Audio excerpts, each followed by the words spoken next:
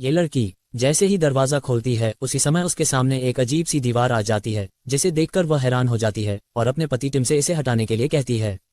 उसका पति भी ये दीवार देखकर हैरान हो जाता है और दोनों जैसे ही अपनी खिड़की और दरवाजे खोलने जाते हैं तो उनको पता चलता है कि इस दीवार ने उनके घर को चारों तरफ से घेर लिया है और फिर दोनों उस दीवार को तोड़ने की कोशिश करते हैं लेकिन कामयाब नहीं होते।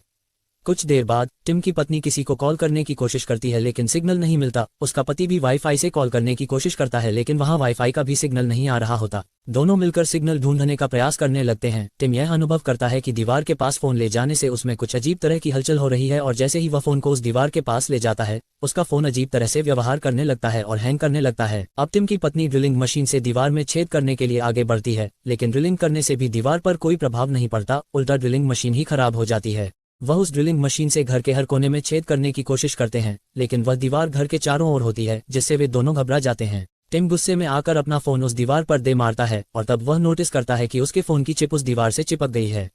वह ये बात अपनी पत्नी से बताता है और दोनों मिलकर घर की सभी लोहे की चीजों को उस दीवार से चिपकाने लगते हैं तो दोनों अनुभव करते हैं कि दीवार सभी चीजों को स्क्वायर शेप में अट्रैक्ट कर रही है